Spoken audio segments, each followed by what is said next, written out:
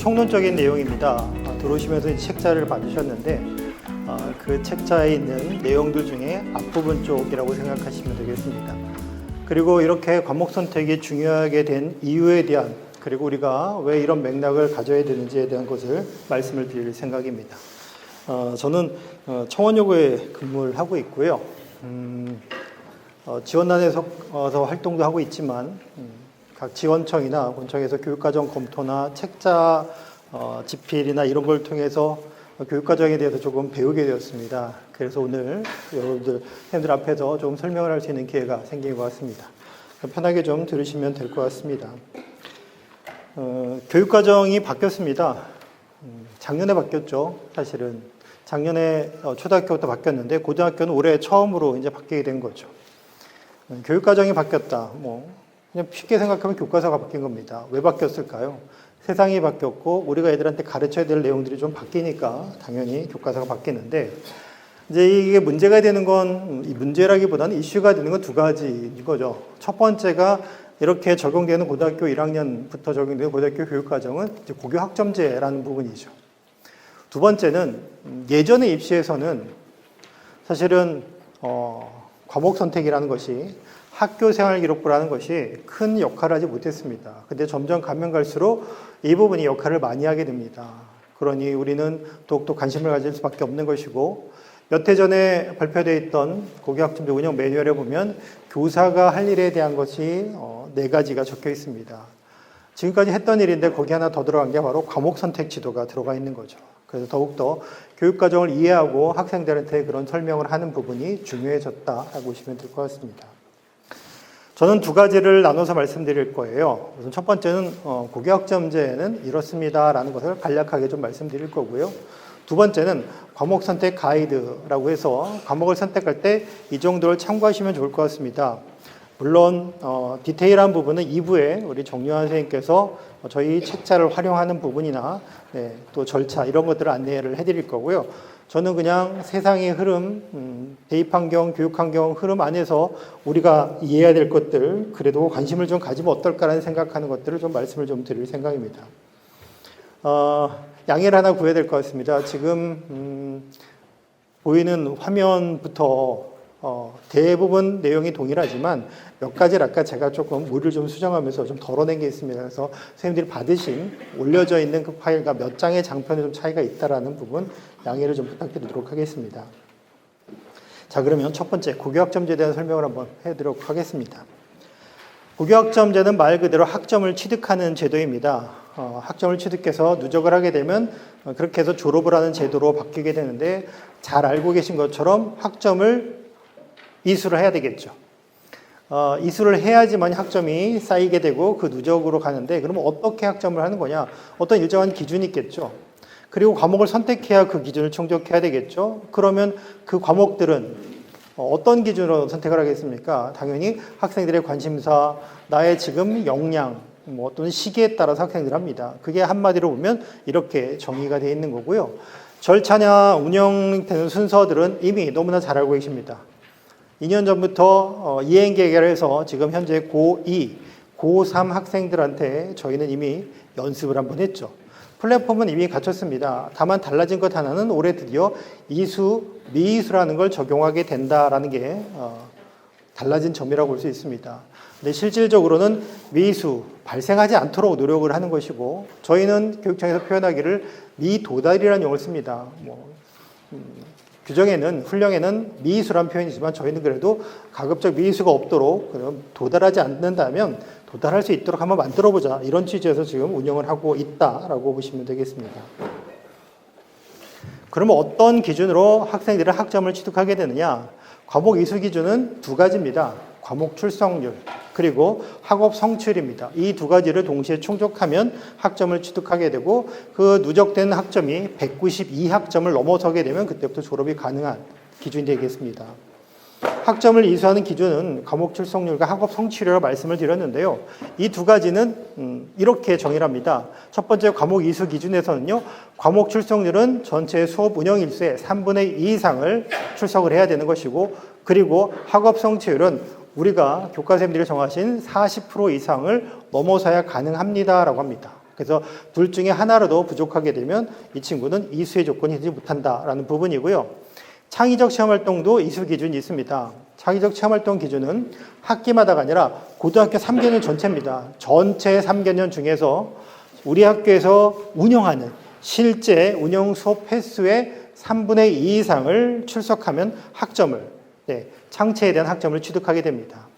그러니 1학년, 2학년 지나면서 부족한 학생들은 미리미리 채워서 학교 내외를 통해서 창의적 체험활동에 대한 지수가 보존이 될 수 있도록 신경을 쓰셔야 됩니다. 만약에 이 친구들이 미수가 됩니다. 둘 중에 하나라도 어기게 되면 학교생활기록부에는 이렇게 기재가 됩니다. 과목은 적혀 있지만 아무것도 기록되지 않고 비고란에 미수라고 합니다. 물론 저렇게 적힌 학생이 없어야 되겠죠. 미수가 적히지 않도록 저희는 또 다른 노력들을 하게 됩니다. 이수와 미수가 있는데 이수 기준을 충족하지 못합니다. 아까 말씀드렸던 것처럼 학업 성취율이 안 되거나 아니면 출석률이 모자라는 경우입니다. 그러면 성취율이 모자랍니다. 조금 더 배웠으면 좋겠는 거죠. 조금 더 성장을 했으면 좋겠습니다. 그럴 때는 저희는 보충 지도를 하게 되는 겁니다. 그래서 보충 지도를 통해서 학생들을 이수로 돌려주게 되는 것이고, 잘 배우긴 했지만 물리적인 수업 일수, 출석 일수가 부족합니다. 그럼 어떻습니까? 물리적으로 채워줘야 되겠죠. 그래서 추가 학습을 하게 됩니다. 만약에 이 두 가지를 모두 다 충족하지 못했다면 어떻게 할까요? 우선적으로 챙겨줘야 되는 것은 보충 지도입니다. 추가 학습보다는 우선은 성취를 먼저 끌어올리고 그 다음에 해야 된다. 그래서 학업 성취율과 과목 출석률이 모두 미도다라는 경우에는 보충 지도를 통해서 학점을 취득한다라고 이해하시면 되겠습니다. 물론 미수가 될 것 같습니다. 미수가 돼버렸습니다. 할 수 있겠지만 이미 3월 달에 학교에서 가정통신문이 나갔죠. 우리 학교는 이렇게 제도를 운영할 건데요. 혹시라도 중간에 예방지도 대상자가 돼서 여러분들이 참여할 수도 있습니다. 이 부분에 대해서 여러분들 알고 계시면 좋겠습니다. 부모님들 알고 계셨으면 좋겠습니다. 라고 가정통신문을 발송하셨습니다. 그래서 그게 바로 보충지도입니다. 그러니 미수란 상황이 발생되기 전에 학생들한테 예방지도를 하게 되는 겁니다. 그래서 예방지도는 학기 중에 실시하게 되는 것이고요. 방법이나 자료는 너무나 잘 알고 계신 거죠. 그래서 약간 미수가 예상되는 친구들, 나중에 보충지도가 좀 필요한 친구들이 보이면 사전에 조금씩 챙겨 놓는 것이 지금 현재의 제도입니다. 그러니까 맥락을 흐름을 보시면 가급적 미수란 상황이 나오지 않도록 만들어 봅시다라고 이해하시면 되겠습니다. 자, 그러면 그래도 불구하고 부족한 일이 생깁니다. 그럴 때는 보충 지도를 해야 되겠죠. 아까 말씀드린 것처럼 부족한 겁니다. 뭐가 부족한 거죠? 성취도가 부족한 겁니다. 그럴 때 40%에 도달하지 못하는 학생들 같은 경우에는 이제 보충 지도를 하게 되는 것이고, 이 친구들은 학기 말이나 또는 방학 중에 하게 됩니다. 전체적인 양을 보시면 이따 뒤에서 좀 설명을 하겠지만, 바로 말씀 좀 드려볼까요? 조금 더 설명을 드려보면 보충 지도를 하는 학생들 같은 경우에는 방법은 우선 기본적인 건 대면입니다. 물론 쌍방향 수업 가능합니다. 우선 그것을 기본으로 하고 있고요. 그 다음에 보충 지도 대상자 학생들 중에서는 예방 지도를 참여했다라면 그거에 대해서 50% 정도까지는 보충 지도도 인정할 수 있고요. 또 정서 지원을 했던 프로그램들이 있습니다. 그 부분도 4분의 1 수준까지는 적용이 가능합니다. 그러니 실제적으로 벌어지는 일에서 완전히 온전하게 4학점짜리를 했다 그러면 4하고 20학점을 채워야 되는데 그 20학점을 다 채우지 않고 보충 지도를 하기 전에 했던 예방 지도 그리고 정서 지원을 했던 그런 것을 통해서 어느 정도 감할 수 있는 것까지 가능합니다. 그리고 오늘은 말씀 안 드리겠지만 나중에 공문이라는 걸 통해서 보시면 특수교육이나 이런 친구들 같은 경우에는 또 다른 걸 적용할 수 있습니다. 그래서 그런 부분들도 참고하시면 좋겠습니다. 만약에 학생들이 이수 기준에 도달하지 못했습니다. 그러면 어떻게 하느냐? 두 가지 타입이 존재합니다. 미수가 됐습니다. 그랬을 때 이제 이수 처리를 하게 되면 40%를 충족하지 못해서 성취도를 달성하지 못했던 친구들은 보충 지도를 통해서 다시 한번 이수의 기회를 가지게 됩니다. 그럼 이수를 하게 되겠죠. 그럼 그 친구들은 학교생활기록부에 흔적은 없습니다. 다만 이 친구가 성취율이 보충지도를 통해서 2를 초과한 A, B, C, D가 되더라도 2로 성취도를 부여하게 된다라는 제한점이 있습니다.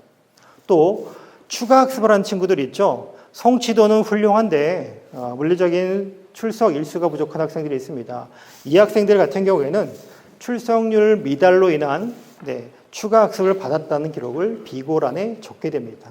그래서 학생들은 절대로 수업 일수가 부족해서 출석 일수가 부족해서 이렇게 추가학습을 받는 일이 없도록 조금 미리 챙겨주시면 좋을 것 같습니다.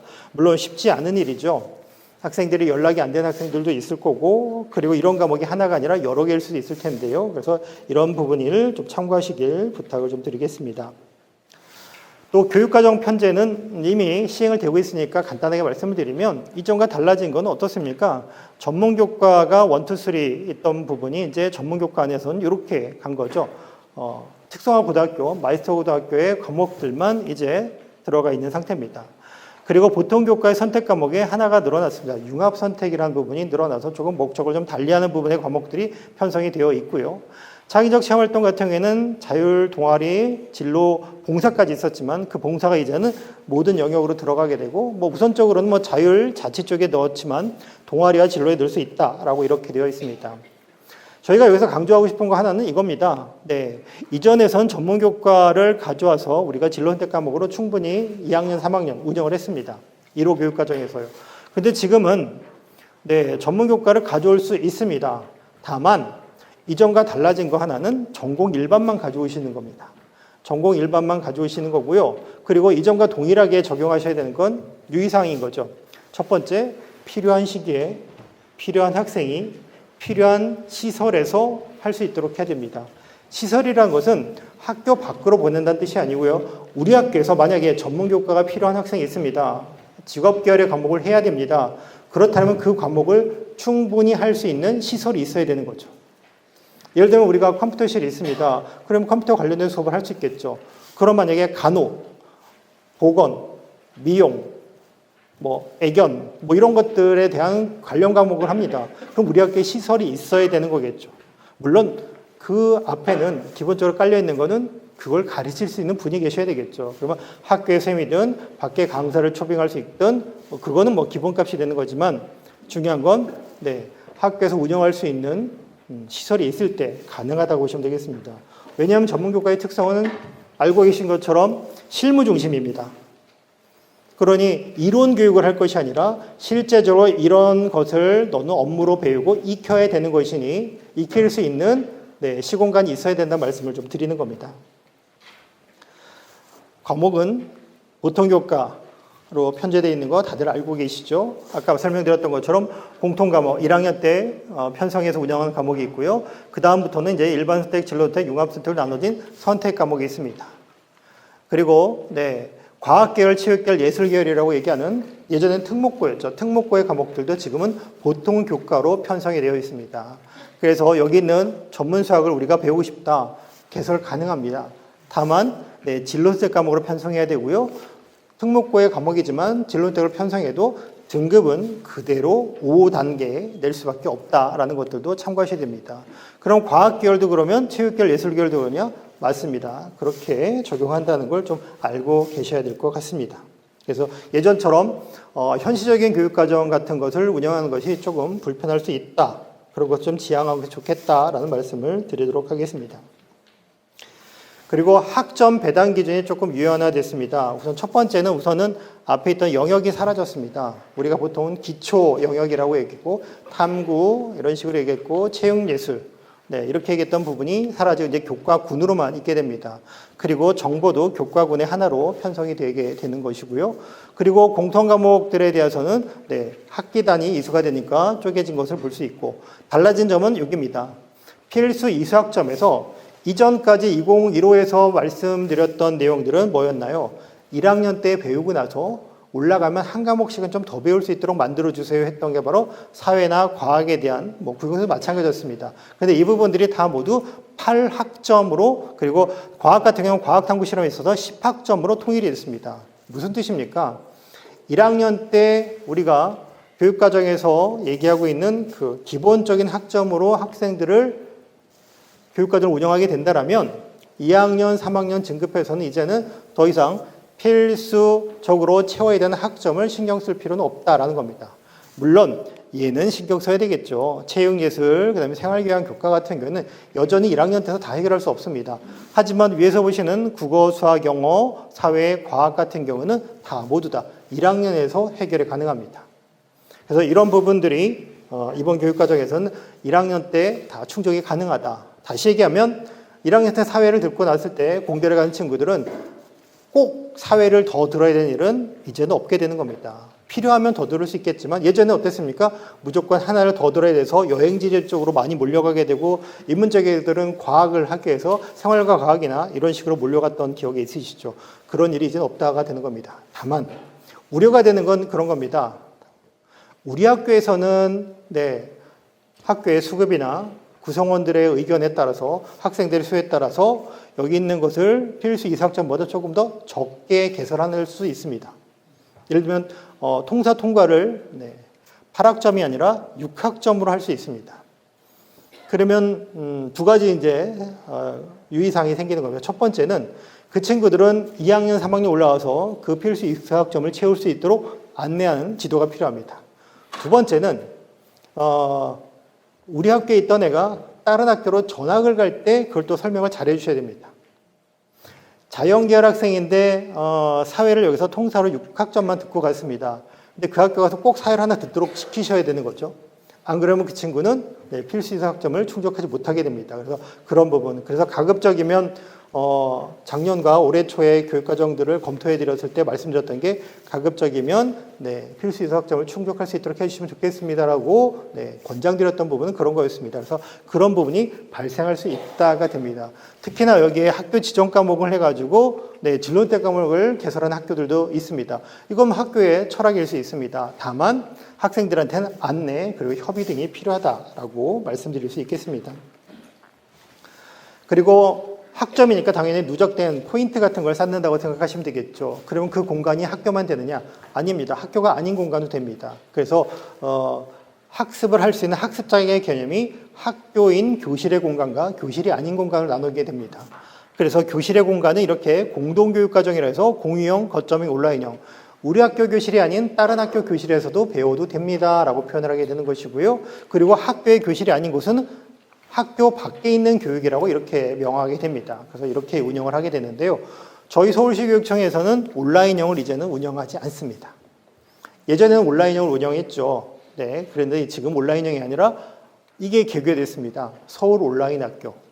그렇기 때문에 온라인형을 운영하기보다는 온라인 학교에서 운영이 가능합니다. 아직 1학년은 참여할 수 없지만 2학년, 3학년은 1학기부터 참여가 가능하고요. 1학년은 2학기부터 참여가 가능합니다. 그래서 학교에서 거점형이나 또는 공동형 교육과정에서 조금 부족하거나 추가적으로 이수할 수 있는 과목들이 있는 학생이라면 온라인 학교도 이용하는 것도 가능하다라고 보시면 되겠습니다. 자, 학점제 얘기는 이제 간단하게 설명드렸고요. 왜냐하면 이건 너무나 많이 말씀을 좀 드렸던 부분이고 2월 달에 학기 시작할 때 너무나 자세히 들으셨잖아요. 그래서 조금 간단하게 말씀드렸고요. 그래서 학점의 양이라든지 이런 것들은 다 모두 좀 생략을 했습니다. 오늘은 사실은 과목 선택 때문에 한 설명이기 때문에 과목 선택 가이드에 대한 설명을 좀 드릴 생각인데요. 교육과정에 용어는 커리큘럼, 어원은 프레레라는 건 알고 계시죠? 학부 때 이미 배우셨으니까. 이게 여러 가지 학설이 있지만 이게 경로란 학설이 가장 많이 보편적이긴 합니다. 그러니까 학생들은 학교에 와서 다양한 경로를 통해서 다양하게 성장하게 됩니다. 근데 예전의 교육과정은 다양한 경로는 아니었어요. 과목은 다양하지만 학생들이 선택할 수 없고 모두 다 한 방향으로 가야 되는 경로였습니다. 근데 지금은 그 경로가 너무나 다양해진 거죠. 그리고 그 경로는 다양한 것만큼 학생들이 다양하게 클 수 있도록 저희는 지금 촉진하고 있는 겁니다.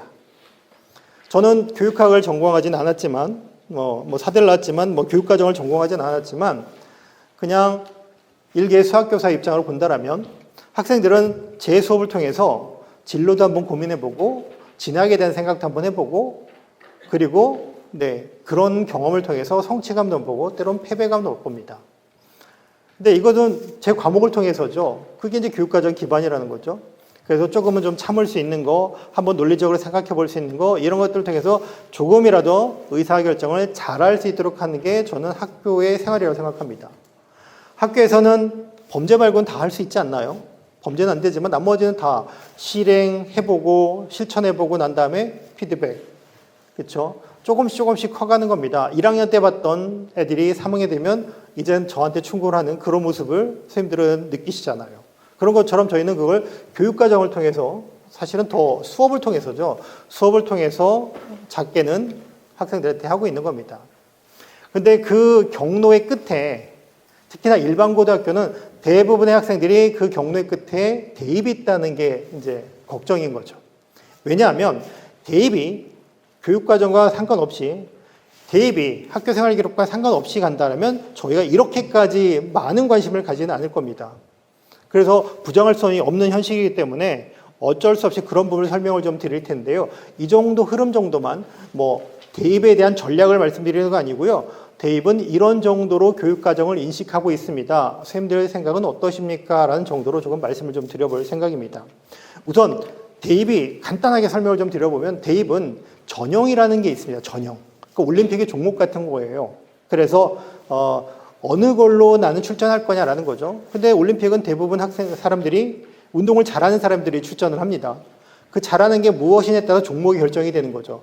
마찬가지입니다. 학생들은 대학에 가는 건 공부를 하기 위해서 가는 거예요. 그러니까 공부를 나는 뭘로 잘하느냐를 보여주는 게 바로 전형이라고 정의하시면 됩니다. 그 전형은 4가지로 나눠놨어요. 전체 100점 만점 중에 어느 것을 제일 비중이 크냐, 50% 이상이 되는 전형 요소가 뭐냐에 따라서 이렇게 4가지로 나누는 겁니다.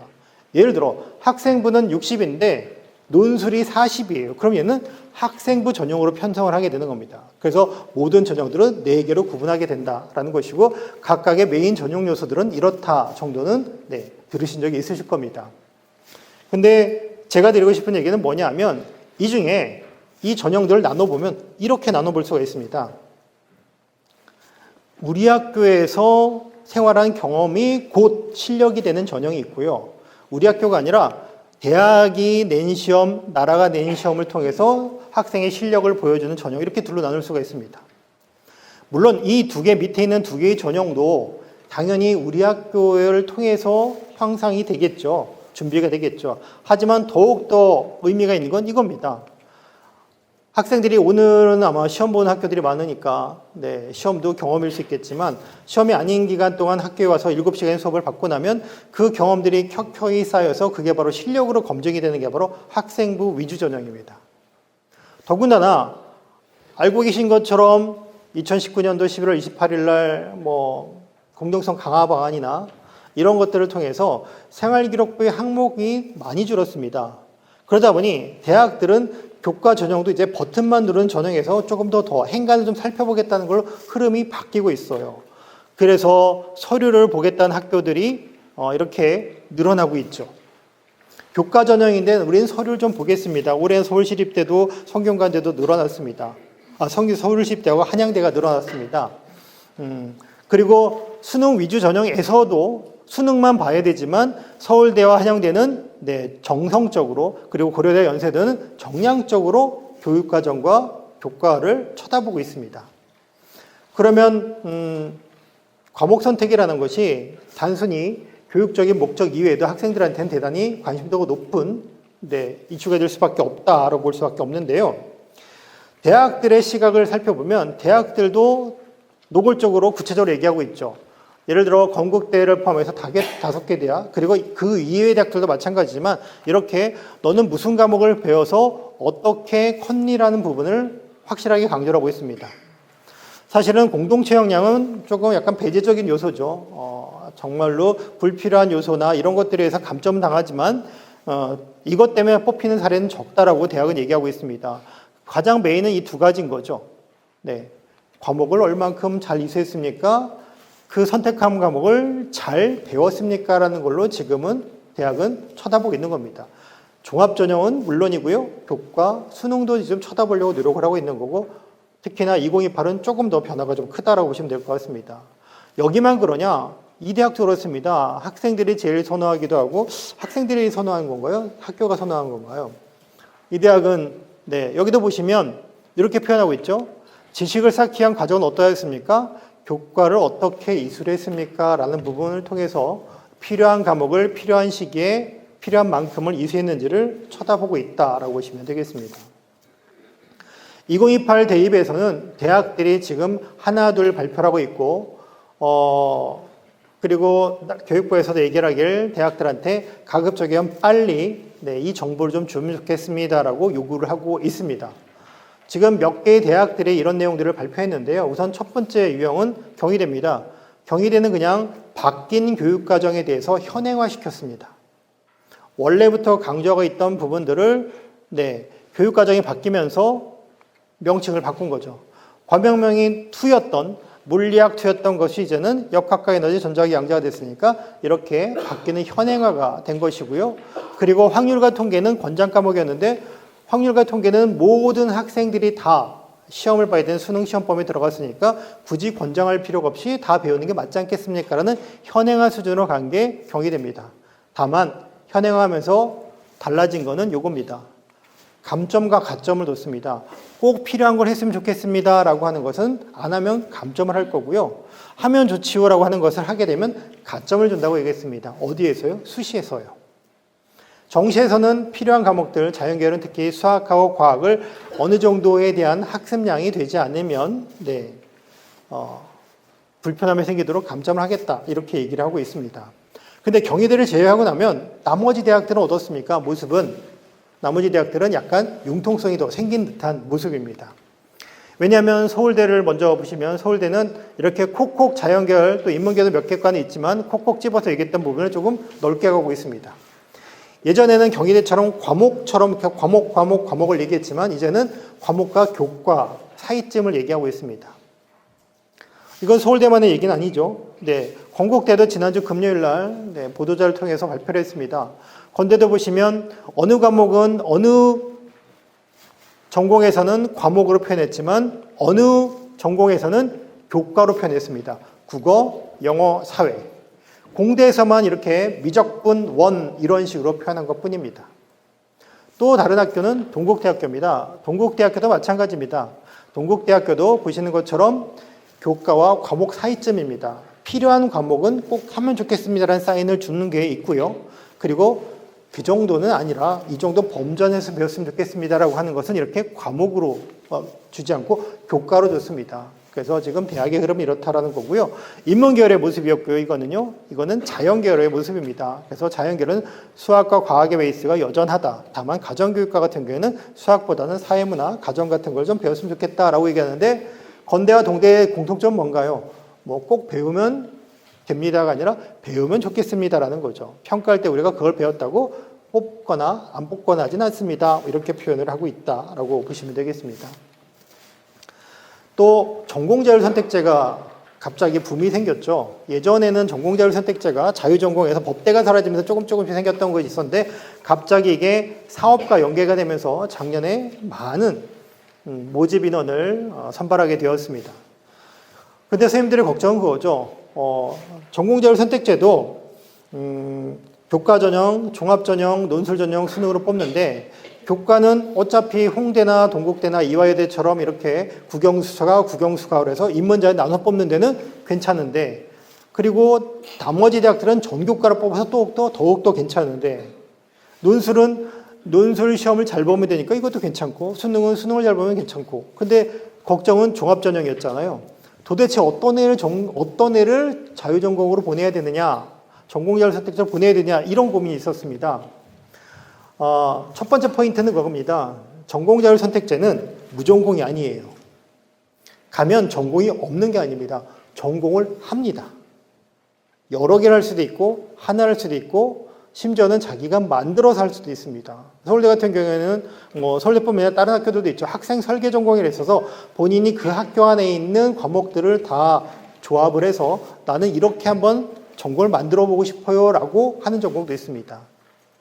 그러면 이런 제도에서 이런 전공을 선택할 수 있는 제도에서는 어떤 친구들을 과목을 어떻게 선택시켜줘야 되고 어떻게 학습 방식을 안내해야 될까라는 고민이 생기시는 거죠. 작년에 준비를 제일 많이 했던 학교가 건국대였습니다. 왜냐하면 미리미리 학칙을 바꿨고 내부에 구조조정을 했습니다. 그러니까 구조조정이라는 게 팩과였죠. 팩과. 과를 모집 단위를 통폐합했습니다. 통폐합하면 전체적인 인원을 조정할 수 있고요. 세종대처럼 세종대 국민처럼 이렇게 통폐합을 하지 않으면 원래 예고했던 학과를 그대로 가야 됩니다. 그래서 작년에 그 과들을 통폐합하지 않았기 때문에 한 명씩 뽑는 과들이 많이 생겼던 이유는 그거였어요. 구조조정을 하면 안 뽑아도 됩니다. 구조조정을 하지 않으면 시행계획에서 우리는 이 과를 뽑겠습니다 했으니까 최소 무조건 한 명은 뽑아야 되는 겁니다. 그게 룰이에요. 그게 기본상에 나와 있습니다. 근데 건대는 그런 작업들을 좀 빨리, 물론 건대 이외의 대학도 다 했습니다만 건대가 제일 좀 빨랐는데 그 대학이 발표했던 내용은 이거였습니다. 어떤 애들을 보낼까요? 진로가 명확하지 않아도 중간에 바뀌었어도 괜찮습니다. 특정 학과 연관 지을 만한 활동을 하지 않아도 됩니다. 라고 이렇게 얘기했습니다. 근데 요 행간에 있는 말은 이거죠. 그냥 안 해도 된다, 바뀌어도 된다는 의미가 아니라 바뀌는 데는 이유가 있고 그리고 활동을 하지 않았더라도 어떻습니까? 경험은 있어야 된다는 얘기를 하고 있는 겁니다. 그래서 한쪽에 몰입한 애도 괜찮고요. 골고루 탐색한 애도 좋습니다라고 얘기를 했습니다. 근데 이것을 더 구체적으로 얘기한 대학이 있었습니다. 여기 가까운 동국대학이었습니다. 동국대학교는 이렇게 얘기를 했어요. 평가를 하고 난 다음에 우리는 이렇게 뽑았습니다라고 얘기를 했는데 첫 번째는 우리는 국어형 수학을 중심으로 했습니다. 기초적인 과목을 잘해야 다른 과목도 잘할 수 있다라고 확신을 했습니다. 그래서 우리는 국어, 수학, 영어를 중심으로 했고요. 그리고 플러스 봤던 건 주도적으로 이끌어 나가는 태도를 봤습니다. 사회과학이 아니라 국어, 영어, 수학을 기반으로 얼만큼 내가 하고 싶은 것을 잘 판단하고 결정하고 난 다음에 그걸 계획하고 실천해 봤다라고 얘기를 하고 있습니다. 조금 더 구체적으로 말씀드리면 이런 거예요. 선생님들의 고민이 이거였잖아요. 동국대가 대놓고 얘기를 했습니다. 3년 동안 진로가 계속 똑같은 게 좋습니까? 아니면 다양한 분야를 하는 게 좋습니까? 라고 얘기했는데 둘 다 가능하다라고 표현을 하고 있습니다. 다만 동일한 진로를 갈 거면 어떻습니까? 심화 확장해야 되는 거죠. 관심을 가졌으면 그걸 더욱더 많이 쳐다봐야 되고 그거에 대한 결과를 좀 내봐야 되지 않겠니? 라는 사인을 주고 있는 겁니다. 사례로 이런 걸 제시했어요. 어떤 친구가 있는데요. 이 친구는 처음에 경제무역 등 그냥 사회학 분야에 대한 그냥 관심 정도가 있었습니다. 였습니다. 근데 이 친구가 진급을 하면서 경영 분야에 대한 지속적인 관심이 있었고 AI 인공지능까지 관심을 가지게 되면서 과목들에서 이런 모습이 보였답니다. 그리고 3학년 때는 기업 경영이라는 본인의 관심사를 구체적으로 해서 탐구를 진행했습니다. 그러니 쭉 이 친구들은 확대하게 된 게 이제 눈에 보이는 거죠. 반대로 두 번째 친구는요. 관심사는 이거였습니다. 인간의 삶을 편리하게 만들기 기여하고 싶어라는 것만 있었습니다. 그럼 이걸 어떻게 할까? 그래서 이 친구는 처음에는 인공지능 컴퓨터에 대한 관심을 가졌습니다. 그게 사회 변화 요인으로 변하게 됐고요. 그리고 2학년 때는 삶의 편리함을 위한 기술 발명을 목표로 하다가 수학과 교과목에 대해서 다양한 탐구를 시작합니다. 그리고 3학년에서는 기술 개발을 통한 삶의 편리성을 증대해서 화학 분야 쪽으로 이제는 나는 한번 해보고 싶어라는 생각을 하면서 전공자율 선택제에 자유전공 학부를 자율전공 학부죠. 자연 쪽에 지원을 했다라고 대학은 얘기를 하고 있습니다. 그러니 두 대학의 사례를 보더라도 어떻습니까? 종합전에서 중요한 거는 과목보다는 그 학생의 태도인 거죠. 내가 얼만큼 주도성을 가지고 학교 생활을 했느냐에 대한 겁니다. 한쪽을 주도성을 가졌는지 다양하게 탐색을 하면서 결과를 보고 조금씩 진화해 나갔는지 결심을 하게 된 거죠. 사실은요. 끝에 두 학생의 공통점은 결심이죠. 명확한 구체적인 심화 확장된 결심이냐 아니면 이런 과정을 거쳐서 이제는 좀 진로가 결정이 돼서 내가 그걸 하게 됐느냐 이렇게 되는 모습을 볼 수가 있었습니다. 근데 전공자율 선택제에서는 조심하셔야 될 게 있습니다. 학생들한테 지도할 때는 그래 너 마음껏 해보고 싶은 걸 해라고 하지만 대학 들어가면 마음껏 해보고 싶은 학교가 많진 않아요.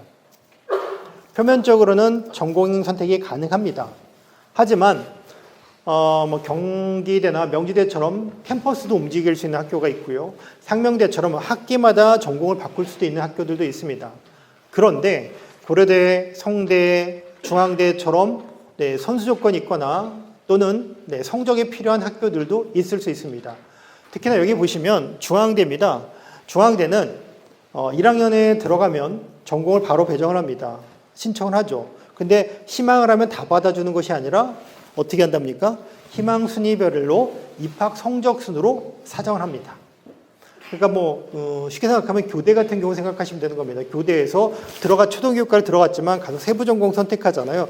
그럴 때 경합이 되면 내가 1순위, 2순위에서 쭉 13순위까지인가요? 이렇게 써내는데 거기서 학생들이 조금 갈라지게 되고 이렇게 가는 모습이 있죠. 그런 거 생각하시면 되는 겁니다. 근데 그렇게 해서 이제 1학년 때 전공이 배정이 됐습니다. 그런데 전공을 쭉 1년 동안 배웠는데 너무나 재밌습니다. 그럼 전공을 확정시켜 주겠죠. 근데 1년 동안 배웠더니 전공이 그렇게까지 매력적이지 않아요. 또 다른 걸 더 하고 싶어요. 그럼 어떻게 하죠? 아니면 바꾸고 싶어요. 그러면 전공 변경을 신청합니다. 전공 변경을 신청하면 그걸 그대로 받아들이는 것이 아니라 첫 번째는 전공 요건 충족자를만 신청이 가능합니다. 쉽게 생각하시면 선수 조건 같은 게 있는 거예요. 선의수 과목 같은 게 있는 겁니다. 경영학과를 오려면 이런 과목은 6학점 이상을 들어야 돼. 이런 조건들이 있게 되는 겁니다. 그러면 그런 조건을 충족한 학생들끼리만 신청하는 거예요. 그런데 바로 그러면 변경이 가능하냐? 그렇지는 않아요. 그런 애들이 또 넘치면 경합을 하게 되고 그 경합은 1학년 때 받았던 이 성적을 가지고 다시 한번 학생들을 배정하게 됩니다. 만약에 선수 조건도 충족했는데 성적이 안 좋아서 후순위를 밀려면 어떻게 할까요? 다시 처음에 신청했던 전공으로 다시 돌아가는 겁니다. 그러니까 학생들한테 말씀하셔야 될 건 간단하죠. 들어가면 아무것도 안 하고 하고 싶은 걸 마음껏 하는 것이 아니라 네가 1학년 과정을 통해서 전공을 정하게 되고 그걸 이제 더욱더 깊이 있게 또는 동국대처럼 2과목, 2전공 이상을 해야 되는 그런 학교들도 있다라는 부분을 알려주셔야 됩니다. 그러니 그냥 표류하거나 학업역량만 좋아서 그냥 전공자를 선택제 이렇게 가긴 어렵다라는 부분을 조금 말씀해 주시면 좋을 것 같습니다. 자, 그리고 큰 틀의 변화가 있는 거 알고 계시죠? 왜냐하면 학생들은 민감합니다. 지금도 2학년, 3학년 같은 경우에는 진로선택 과목을 훨씬 더 일반선택 과목에 비해서 공부를 좀 덜 하고 있는 느낌이 있긴 해요. 일반선택 과목은 등급이 나오다 보니까 더욱더 더 많이 몰입하는데요. 지금 1학년 올해 입학생 같은 경우에는 큰 틀의 변화가 2개가 있습니다. 이 학생들은 중학교에 3학년에 진급하기 직전에 이 2가지가 발표가 됐는데요. 이건 룰입니다. 룰이에요. 그래서 발표된 내용이 바로 이겁니다. 내신은 이제 5등급제로 갑니다.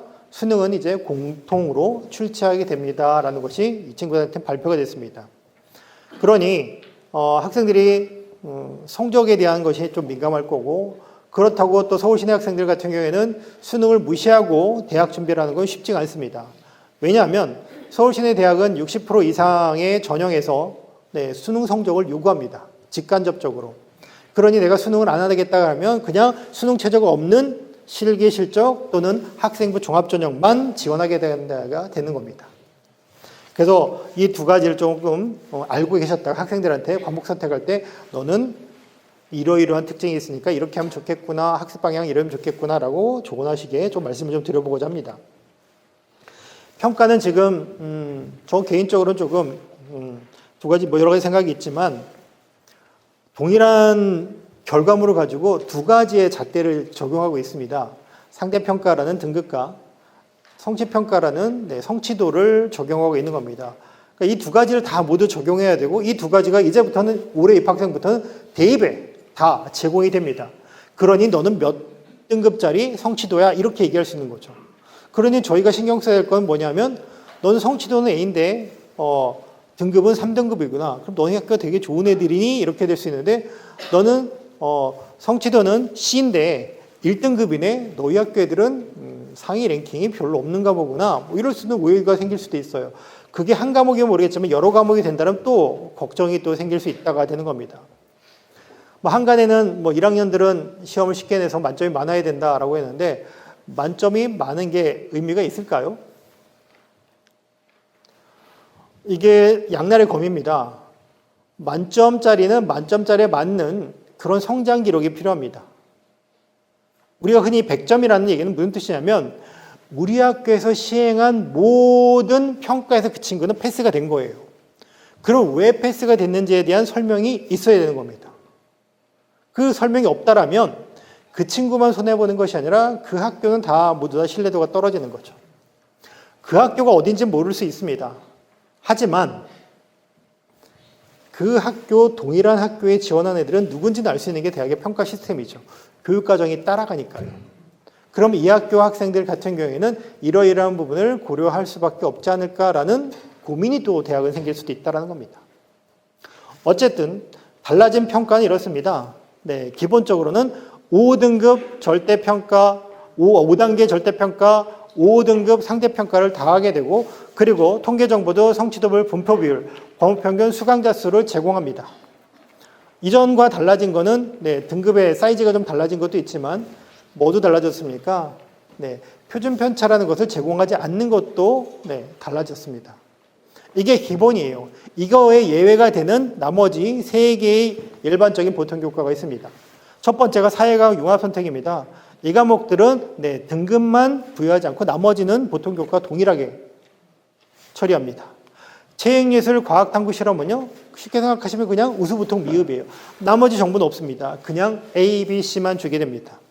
그리고 교양은 네, 이수 처리만 하게 됩니다.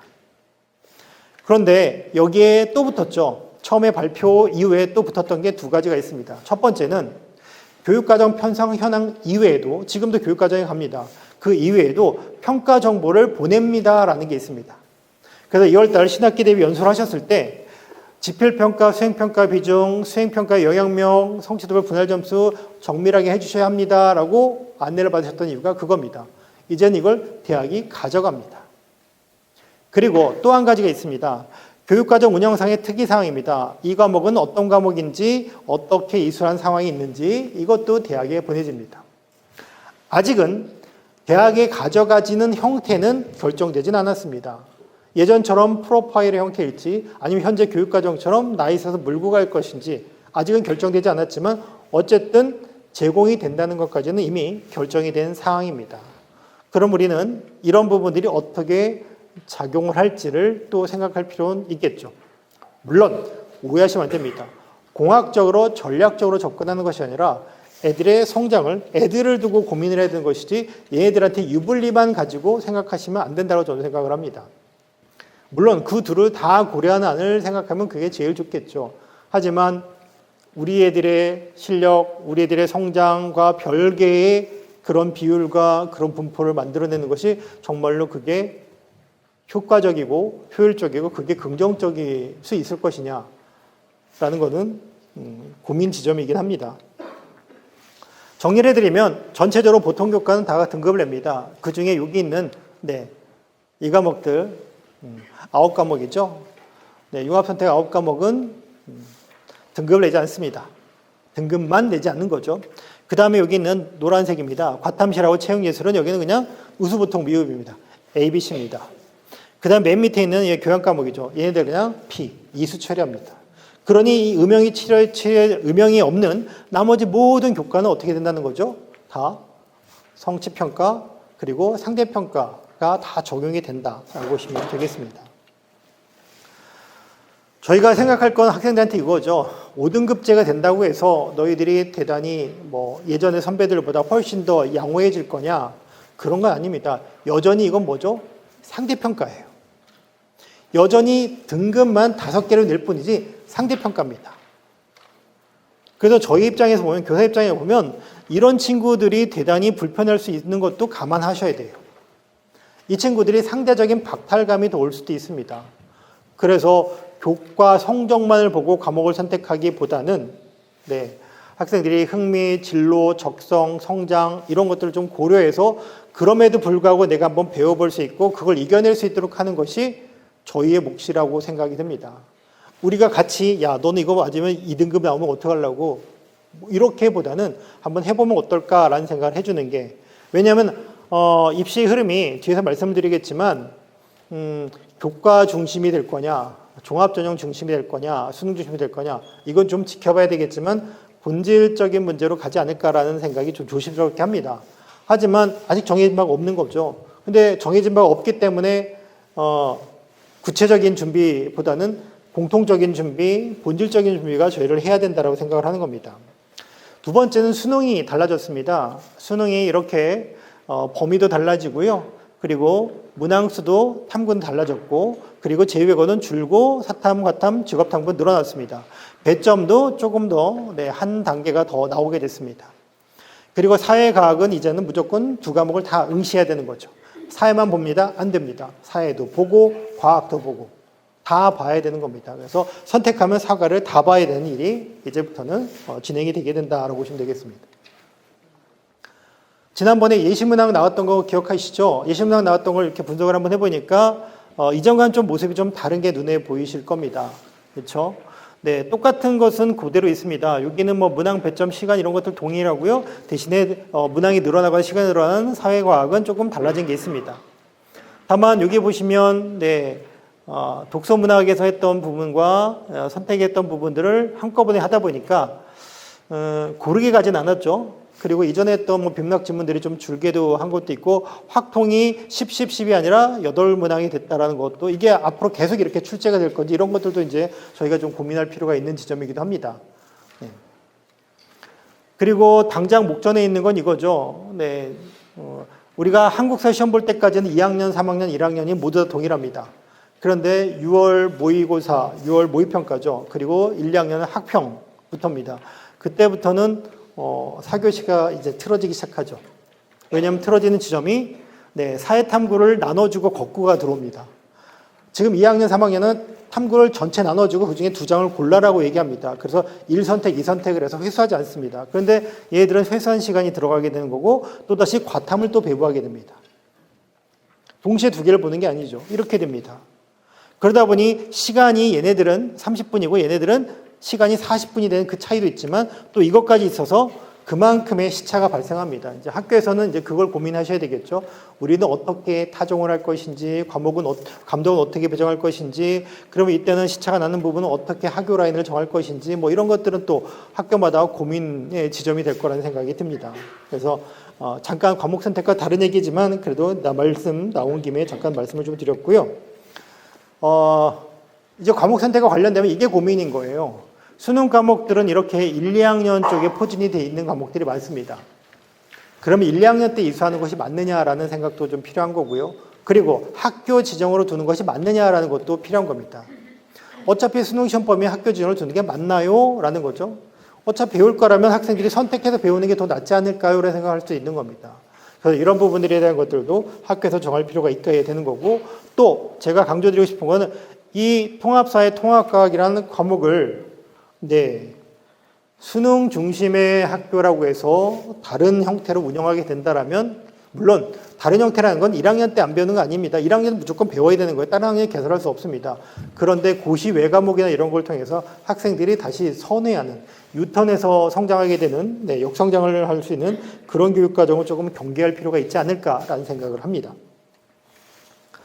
그리고 대학은 수능을 그렇게까지 좋아하진 않습니다. 왜냐하면 수능으로 입학한 학생들이 가장 학교에 대한 충실도가 좀 낮은 편이에요.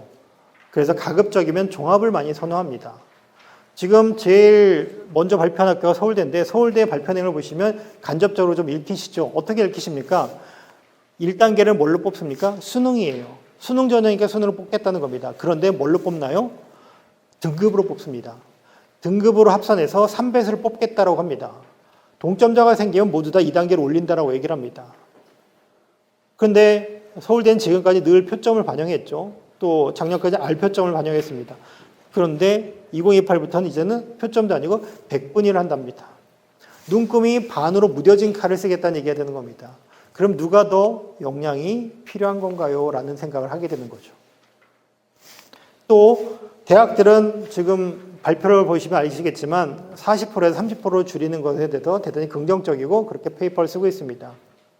그러면 앞에서 보셨던 것처럼 수능의 시험 범위, 역할 이런 것들을 고민했을 때 애들한테 수능만 강조하는 것이 불편할 수 있는 그런 시기에 올 수 있다는 겁니다. 그래서 기본적인 공부를 하는 것이 맞다라고 저는 생각이 들고요.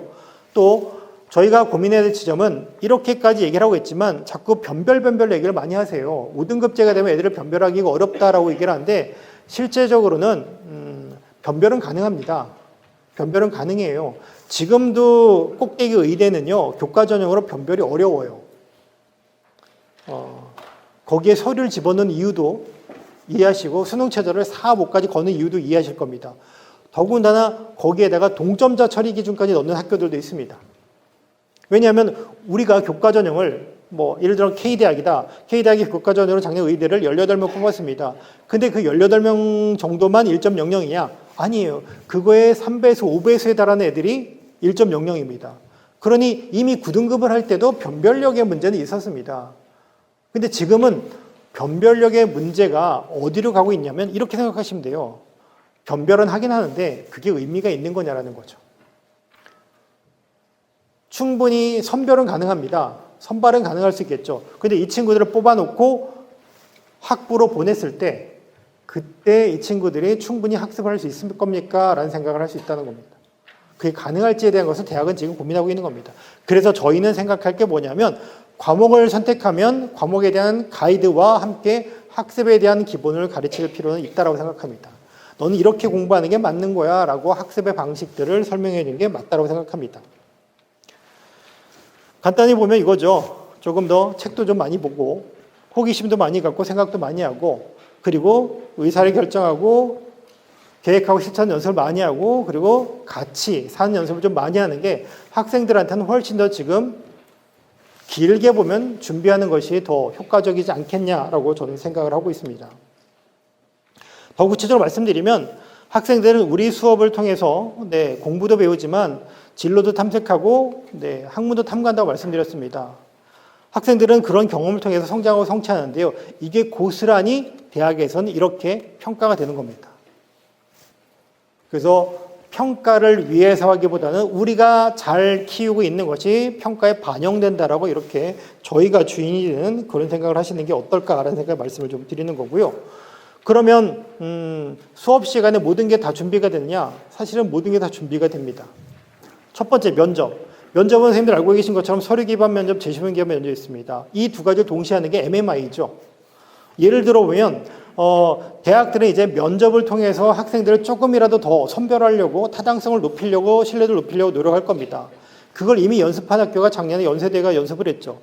연세대가 활동우수형 면접에서요. 모집 단위에 상관없이 출제 범위와 유형을 똑같이 만들었습니다. 기억하시죠?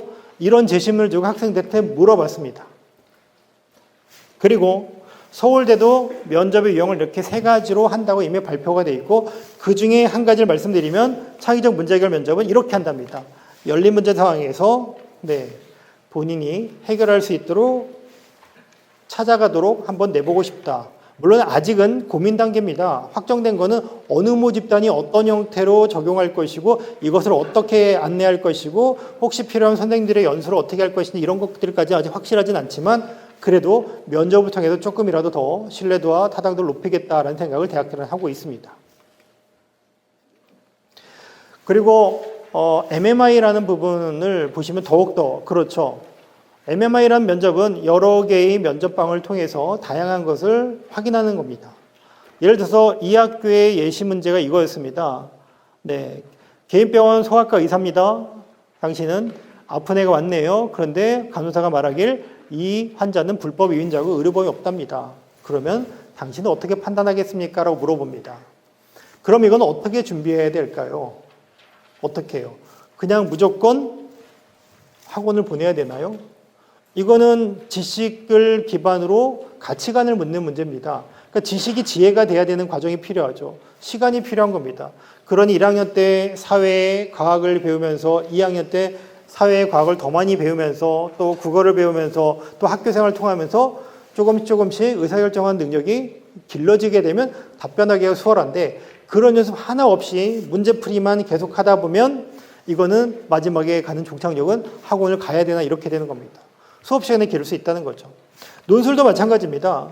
논술 글을 쓰는 거는 쉽습니다. 근데 문제는 이런 표 그래프를 해석하면서 여기에는 어떤 문제가 숨어 있는지를 알 수 있어야 되는데 이런 연습이 안 된다면 학생들은 글을 쓰는 거는 분량은 채울 수 있겠죠.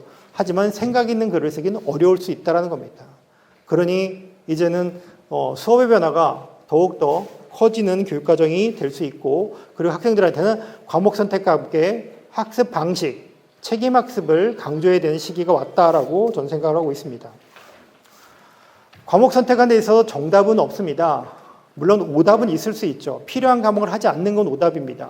지금 수학과를 가는데 수학을 배우지 않고 가는 친구들, 이런 친구들 있습니다. 물리학과를 가는데 지구과학만 공부해서 가는 친구들이 있습니다. 물론 학업 역량이 뛰어나면 대학 가서 따라갈 수 있다라고 치겠죠. 하지만 이왕 뛰어난 거 필요한 과목을 하는 게 더 뛰어날 수 있을 텐데 아쉬운 부분이 생깁니다. 과목 선택은 학과가 동일하다고 해서 똑같은 과목을 가져가는 정답이 존재하지는 않습니다. 예를 들어 이과는 재작년에 개설된 학교고 문화재학과로 작년에 변경을 한 학과, 문화유산학과로 변경한 학과인데요. 이과는 보면 이렇게 문화재를 조사연구, 전시교육, 보존관리하는 학생들을 원합니다. 그럼 여기는 어떤 과목을 선택하도록 지도를 하시겠습니까? 인문계열일까요? 자연계열일까요? 사회를 들으라고 해야 될까요? 과학을 들으라고 할까요? 이거는 본인의 분야에 따라 다릅니다. 이 안에는 보존관리가 있기 때문에 화학물리를 들어도 괜찮습니다. 그러니 기본적으로 배워야 될 거 사회와 역사 한문 정도의 과학을 더 배우게 되면 이 학생은 더욱더 구체적인 방향으로 학습을 하게 될 수 있다는 얘기가 되는 겁니다. 그런 과들이 너무나 많죠. 또 학생들한테는 과목 선택과 함께 책임학습을 강조한다고 말씀드렸습니다. 그런데 저희도 조금 눈을 뜰 필요가 있다고 생각합니다. 왜냐하면 이런 주제가 있습니다. 지구온난화로 인한 강우강설의 변화가 있습니다. 이 주제는 어느 학과에서 어느 교과에서 다루는 게 맞습니까? 라고 하면 어떻습니까? 이 교과 어느 교과일까요?